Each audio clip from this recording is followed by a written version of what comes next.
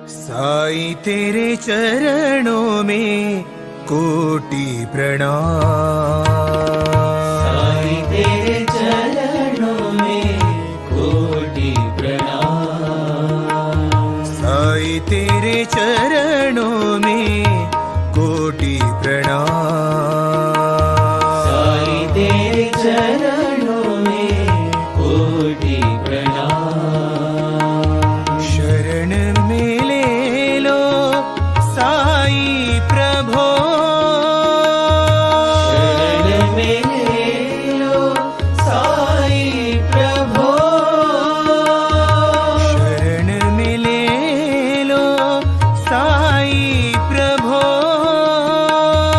शरण में ले लो साईं प्रभो। नमस्कार। प्रारंभ करो, जारी रखो, एक ही विचारधारा और महत्वपूर्ण विचारधारा। ये विचारधारा साईं बाबा की नगरी से है।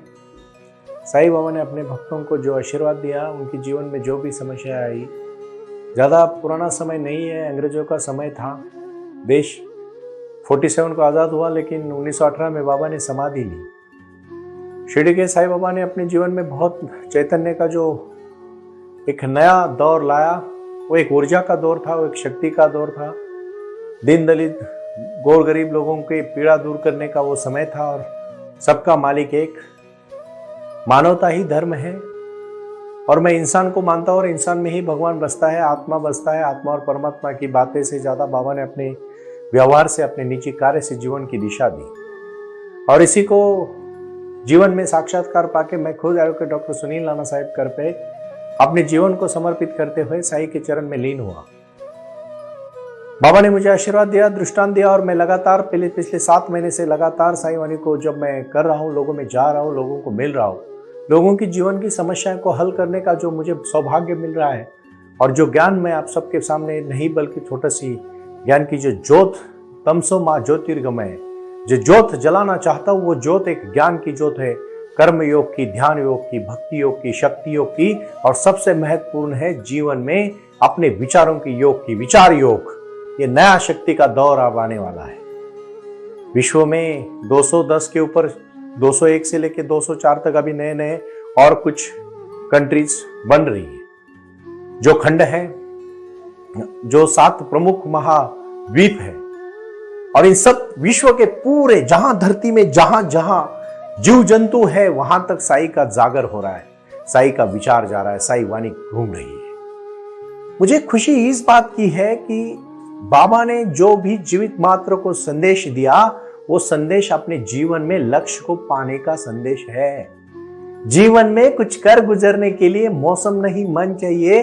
कुछ चंद शब्द है भाई और बहनों, जो आपके जीवन में क्रांति लाएंगे। शब्द ही लोगों को खड़ा कर देते हैं, और शब्द भी लोगों को लड़ने के लिए प्रेरित करते हैं। और इसीलिए छत्रपति शिवाजी महाराज जी ने हिंदवी स्वराज्य की स्थापना की। अमेरिका जो 1929 में जब वहां महामंदी फैली, उसके बाद जो प्रेसिडेंट बने फ्रैंकलिन रूजवेल्ट, उन्होंने इकोनॉमिक रिवॉल्यूशन लाया। काला गोरा जो ब्लैक फाइट का जो वहां का मसला था, शीत युद्ध के माध्यम से अब्राहम लिंकन जी ने समाप्त किया। भारत को आजाद करने के लिए कितने सारे लोगों ने अपने प्राणों की आहुति दी, लेकिन महात्मा जी ने उसका नेतृत्व किया। मैं लगातार आपको कहना चाहता हूं, आज मैं जीवन की बहुत अहम पंचसूत्री कहने जा रहा हूं, जो पंचसूत्री को अपने निजी जीवन में आत्मसात करना ही है, और वो आपका लक्ष्य होना चाहिए। यह लक्ष्य होगा तो भी मजा आएगी।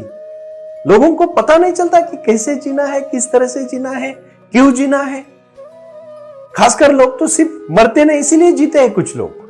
भारत के बारे में मैं कुछ गलत ना कहूं, कोई हक नहीं मुझे मेरे इतने महान देश के बारे में कुछ गलत शब्द बोलने का, लेकिन मुझे हक जरूर है जो लोग गलत व्यवहार करते हैं उनके बारे में बोलने का।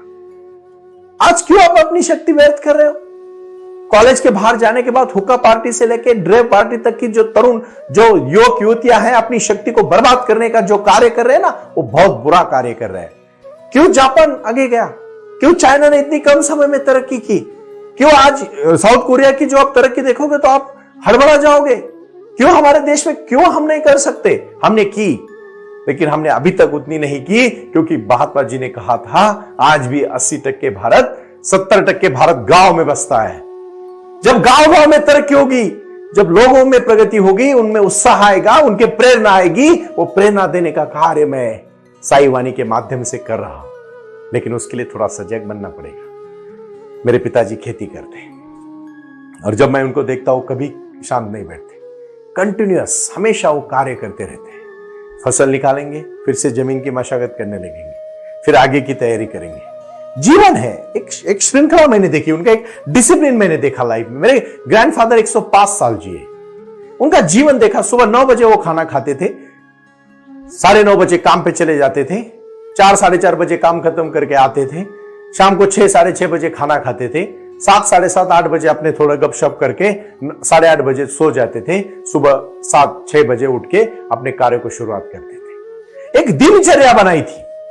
मैंने मेरे पूरे जीवन में जो भी उनका मुझे सहवास मिला, 1982 में मैं बॉर्न हूं, उनके बाद पहले 3-4 साल छोड़िए, जैसे मुझे समझ आई तब से मेरे ग्रैंडफादर का जो मुझे 2014 तक, मतलब 82, 92, 2002, 2014, 40 साल का जो मुझे मेरे ग्रैंडफादर का जो सहवास मिला, वो मेरे जीवन में अनमोल था। मैंने उनको मेरी आंखों से देखा, उनके व्यवहार देखे, उनका रहन सहन देखा। साईं बाबा ने यही तो कहा है, ज्वाइंट फैमिली, पूरे माँ बाप, ग्रैंडफादर, ग्रैंडमदर, भाई बहन, चचेरा भाई बहन, सबका व्यवहार मिल बाल के रहोगे ना भाइयों बहनों, जीवन खुशहाली से है। बगीचा में बहुत प्रकार के फूल होते हैं और उसमें कोई ऐसे फूल होते हैं ना अलग अलग प्रकार के, और सब फूल मिलके बगीचा बनता है। यही तो जीवन है। आप अकेले चलोगे कहीं नहीं पहुंचोगे, क्या फायदा।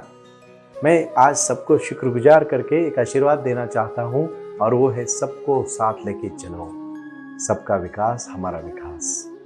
श्रद्धा सबूरी, प्रारंभ करो, जारी रखो, सबका मालिक एक। इन्हीं जीवन में बाबा के जीवन की एक कहानी है छोटी सी, मैं समझाना चाहूंगा। उस समय अंग्रेज लोगों का राज्य था और अंग्रेज कुछ चिने गुने लोगों को हाथ में पकड़ के गांव में हमेशा झगड़ा रखते थे। और बाबा, वैद्य का काम बाबा ने सीखा। बाबा ने बहुत काम चमत्कार किए। बाप अगर ये चमत्कार नहीं होता, बाबा कहते हैं कि जो शिस्त, जो जीवन आप जियोगे उसका फल आपको मिलने वाला है। जो जीवन जीने की कला, शास्त्रोक्त माध्यम से मैं एक बहुत विचारों के साथ कहना चाहता हूं भाइयों, कि आपको वही फल मिलेगा जो आप बोगे। लेकिन बोना क्या है, उसकी अकल तभी आएगी जब श्रद्धा से भक्ति करोगे। करो भक्ति, हर एक की शक्ति है, ध्यान की शक्ति है, अग्नि की शक्ति है, पानी की शक्ति है, जल वायु की शक्ति है। मान लो हवा दिखती है क्या, लेकिन हवा नहीं क्या। अभी कोई आंधा आदमी अगर आएगा और बोलेगा प्रकाश दिखाओ, कैसे दिखाओगे उसको, वो आंधा है। उसको प्रकाश महसूस करना पड़ेगा और उसके लिए आंखें चाहिए। ध्यान की भी शक्ति है, हमारी नजर वहां तक पहुंचती नहीं है, और उसको जानने के लिए हमें पहले क्रिया और साई योग को करना पड़ेगा। मैं मेरे निजी जीवन में आपको एक बात कहना चाहता हूं, साई बाबा ने वही कहा है, जो बोओगे वही उगने वाला है। फिर अच्छा बो, अच्छा उगेगा, नहीं तो फिर कुछ भी नहीं उगेगा। कुछ घर गुजरने के लिए मौसम नहीं मन चाहिए, साधन तो जुट जाएंगे, संकल्प का धन चाहिए। और संकल्प है विचार, संकल्प है शक्ति, संकल्प है भक्ति, संकल्प है मार्ग, संकल्प है जीवन, संकल्प है लक्ष्य। बिना लक्ष्य के दौड़ोगे कहीं भी नहीं पहुंचोगे। और पहला लक्ष्य होना चाहिए, मैं मेरी खुद की प्रगति करूंगा। दूसरा लक्ष्य होना चाहिए, मैं अपनों का ख्याल करूंगा। तीसरा लक्ष्य रहना चाहिए, मैं राष्ट्र के बारे में सकारात्मक सोचूंगा। चौथा लक्ष्य होना चाहिए, मैं भाईचारे में रहूंगा। पांचवा लक्ष्य होना चाहिए, मैं क्रोध को पूरी तरह से समाप्त करूंगा। छठवां लक्ष्य होना चाहिए, मैं किसी भी इंद्रिय के सुख के पीछे इतना नहीं भागूंगा जो अननेसेसरी जरूरी नहीं है। छठवां सुख मांगना पड़ेगा कि हे बाबा मुझे इतनी शक्ति देना, साई इतना दीजिए, जामे कुटुंब समाए, मैं भी भूखा ना सोऊं, साधु भी भूखा ना जाए। क्या है बड़ा लक्ष्य? अपनी क्षमता को पूरी तरह से यूज करो, यूटिलाइज करो अपनी क्षमता को, मजा आएगा। जीवन जीने की तो कला है, अध्यात्म कहीं बाहर नहीं है, आपके अंदर जाओ। मैं छोटी सी कहानी कहना चाहूंगा। ये बहुत बड़ी संत हुई, राबिया नाम की। और उसके बाद हफीज नाम का एक यूनानी फकीर आता था, और राबिया को और उसके साथ जब वो दोनों बोलते थे तो वार्तालाप करते थे, तो हफीज कहता था राबिया घर में बैठ बैठ के थक चुके हैं, चलो जरा थोड़ा बाहर घूम के आते हैं। तो राबिया ने कहा घर में बैठना ही नहीं चाहता तू, हर कोई बाहर जाना चाहता है। अपना घर कौन सा है पता है शरीर में? ध्यान घर है, ध्यान। और मेरा हर एक शब्द उसी के लिए है। जिस दिन उसका एहसास होगा उस दिन भाई और बहनों आप जिंदगी में सफल हो पाओगे। और इसीलिए साई वाणी आप सबके लिए, आप सबकी मेहनत के लिए, लगन के लिए, सच्चाई के लिए, प्यार के लिए, अपनेपन के लिए, शक्ति के लिए एक साई वाणी का जो न्योता मैं आपको दे रहा हूं, आओ जुड़ो। साई वाणी ये ऐप है, अभी डाउनलोड करो, एंड्रॉयड ऐप है, अभी एप्पल का ऐप कुछ दिन में आएगा। दूसरी मैं कहना चाहूंगा saiwanitrust.org, और तीसरा मैं कहूंगा saiwani.org। इसी के माध्यम से जुड़ने से आपके जीवन में क्रांति होगी। बहुत सारे लोग जुड़ रहे हैं। ये क्रांति करने का जो एक जीवन का बहुत महत्वपूर्ण पहलू है, मानसिक स्थिति को कैसे बरकरार रखे, मन की अवस्था को किस तरह से स्थिर रखे। और तीसरा और बहुत उसका ही उप प्रश्न है, कभी कभी हम बहुत ही गुस्से में आ जाते हैं, उस समय हम खुद को कंट्रोल कैसे करें। देखो गुस्सा आना एक नॉर्मल बात है, अगर गुस्सा ही नहीं आएगा तो मैं उस आदमी के प्रति मुझे शक है, बट गुस्से को किस तरह से मोड़ करता है वो इंसान, उसके ऊपर जीवन है। अगर आप चाहोगे कि मैं बहुत शांत हूं, शांत हूं, शांत हूं, शांति रहता है, गुस्सा आने दो, लेकिन गुस्से को पॉजिटिव तौर पर लेके आओ। दूसरों को गाली देने में नहीं, दूसरों को झगड़ा करने में नहीं, किसी का खून करने में नहीं, किसी को मारने पीटने में भी नहीं, किसी के लिए बुरा सोचने में भी नहीं। कामा देखो सबसे बड़ी बात है, क्रोधात भवति सम्मोह, सम्मोहात स्मृति विभ्रम, स्मृति भ्रंशात बुद्धिनाशो, बुद्धिनाशात प्रणश्यति। ये बुद्धि नाश करती है ये गुस्सा। तो इसीलिए फिर मेडिटेशन, मतलब आज का कुल मिला के जो प्रश्न पूछा गया है कि हम हमारे जीवन में हमेशा स्थिर कैसे रहे, सिर्फ और सिर्फ पंचसूत्री को आत्मसात करो, मैं गारंटी आपको देता हूं स्थिर रहने की। क्योंकि साईं बाबा ने कहा है, आओ मेरे भक्तों, गांव में भाईचारे के साथ रहो, सबका मालिक एक, अल्लाह भला करे, राम जी भला करे। यही उनके शब्द होते। वो कभी अल्लाह बोलते थे, कभी राम बोलते थे, क्योंकि एक ही था उनकी नजर में। परमात्मा कोई अलग नहीं है। आप निकालो किसी का भी खून, मैं नहीं कहता गलत, देखो कोई भी समाज हो उसमें जो गलत लोग काम करते हैं ना, वो गलत ही है। चाहे वो हिंदू हो, चाहे वो मुस्लिम हो, चाहे क्रिश्चियन हो, चाहे वो जैन हो, चाहे वो कोई भी हो, जो गलत काम करते हो, कौन से धर्म ने कहा गलत करने के लिए? किसी ने भी नहीं कहा। जो इन्होंने अपना आधा ज्ञान बांट के दिखाने का जो प्रयास कर रहे हैं, इसलिए भगवान कृष्ण ने गीता में कहा है कि उठ अर्जुन, तू सत्य के साथ लड़ रहा है, तू सच्चाई के लिए लड़ रहा है। एक पग जमीन भी नहीं देने का कौरवों ने जब कहा पांडवों को, तब भगवान कृष्ण ने कहा अगर देते नहीं ना तो छीन के लेना पड़ेगा। और फिर युद्ध हुआ। अगर उसी समय 5 गांव 5 पांडवों को दे देते तो क्यों युद्ध होता? आज भी अपने जीवन में बहुत सारे लोगों को मैं वकालत जब करता हूं, देखता हूं समस्याएं, तो ये इसीलिए हो रही है कि कोई लोग गलत फैसला लेते हैं लाइफ में। अपना ही सही है, दूसरा कोई नहीं, किसी को कुछ अकल ही नहीं, मुझे ही सब अकल है। इस आविर्भाव में जीने वाले लोगों को मैं एक बात साईं बाबा ने कही हुई कहना चाहता हूं, बाबा सबको मिल बांट के, चावड़ी से लेके मस्जिद तक और मस्जिद से लेके चावड़ी तक का जो प्रवास था बाबा का हर दिन, वो इसीलिए था, आओ एक थाली में खाना खाओ, प्यार से रहो, ये इतना बड़ा विश्व है, उसमें अपने जीवन में एक आनंद से जीने की कला सीखो। और वो साईं वाणी दे रही है। आज का दूसरा महत्वपूर्ण प्रश्न था, हमेशा स्थिर कैसे रहे? बिल्कुल रह सकते हैं, बिल्कुल भी रह सकते हैं। मैं दावे के साथ कह सकता हूं, अगर आपको वो आदत लग गई मेडिटेशन की, तो वो इतनी सुख शांति से भरी हुई आदत है कि आपको हमेशा स्टेबल रहने का काम करेगी। एक बार आगे चले गए भाइयों बहनों, वापस आने की जरूरत नहीं है, इसको मैं विश्वास के साथ कह सकता हूं। और तीसरा और महत्वपूर्ण कि गुस्सा गलत है या सही है? बिल्कुल गलत है, सही तो हो ही नहीं सकता। लेकिन वो दबाना भी गलत है, उसको सही मोड़ पे लाना ही सही है। इसी को जीवन कहते हैं। पिछले बारे में सब बोल सकते हैं, कल का पन्ना सबके लिए कोरा है, भूल जाओ कुछ चीजें अगर गलत हुई होगी तो। नई जिंदगी शुरू करो, नया लाइफ है। अरे जिस दिन जागे उस दिन सवेरा, गौतम बुद्ध ने अपने जीवन में कहा, जिस दिन जागे उस दिन सवेरा हुआ। अर्जुन ने भी कहा, मुझे युद्ध के मेन मैदान पे लेके चलो, मुझे देखने दो पहले मेरे दुश्मन कौन है। आज मैं आपको कहता हूं, आपके दुश्मन जानो भाई और बहनों, 6 दुश्मन मेन है, उसके अगर कोई दुश्मन नहीं है। काम पहला दुश्मन है, क्रोध दूसरा दुश्मन है, लोभ मुझे ही चाहिए तीसरा दुश्मन है, अहंकार मैं बहुत बड़ा हो गया चौथा दुश्मन है, ग्रीड लालच पांचवा दुश्मन है। काम क्रोध मद मत्सर लोभ अहंकार, ये 6 विकारों को पहले समझो और फिर अपना अर्जुन जगा करो। भगवान कृष्ण साथ देंगे, साईं बाबा आशीर्वाद देंगे और मैं आपके साथ में हूं। ओम साई राम, प्रणाम। ओम साई राम। प्रारंभ करो, जारी रखो।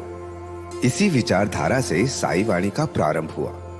शिरडी के साई बाबा का आशीर्वाद पाके खुद अपने जीवन में एडवोकेट डॉक्टर सुनील नाना साहेब करपे जी ने साई वाणी के इस कार्यक्रम को प्रारंभ करते हुए 21वीं सदी को सही में साई बाबा के आशीर्वाद से लोगों के जीवन में बदलाव एवं खुशियां लाने के लिए साई वाणी का प्रारंभ किया। लगातार लोग साई वाणी को सुनते आ रहे हैं। साई कृपा जो साई ध्यान से जुड़ी हुई है, क्योंकि मेडिटेशन ही एक ऐसी शक्ति है जो जीवन में क्रांति ला सकती है, बदलाव ला सकती है और खुशियां दे सकती है। लेकिन उसके लिए प्राणायाम बहुत महत्वपूर्ण है और अपने संकल्प के प्रति अडिग रहकर उन्होंने प्राणायाम की श्रृंखला को अपनी शक्ति से जोड़ा और उसको साई क्रिया के माध्यम से साई ध्यान के प्रति वो लगातार लेके चले गए।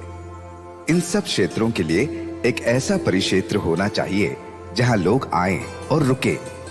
शिरडी में साई बाबा के समाधि के आशीर्वाद के बाद उनको ज्ञान और ध्यान दोनों की शक्ति देने का प्रयास किया जा रहा है। इसीलिए साईं बाबा की 65 फुट हिंदुस्तान की सबसे बड़ी प्रतिमा बनाकर वहां बाबा का मेडिटेशन सेंटर खोला गया है।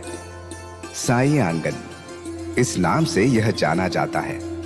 देऊळगाव गाड़ा, तालुका दौंड, जिला पुणे, यहाँ साई आंगन की और बारामती क्षेत्र में साई आंगन में इसी क्षेत्र की निर्मित करते हुए उन्होंने यहाँ निजी व्यवस्था के साथ बच्चों के लिए गुरुकुल सिस्टम का इंग्लिश माध्यम का स्कूल, जहाँ बच्चे पढ़े और जहाँ बच्चे गुरुकुल में रहकर गुरुकुल के माध्यम से गुरुर ब्रह्मा गुरुर विष्णु गुरुर देवो महेश्वरा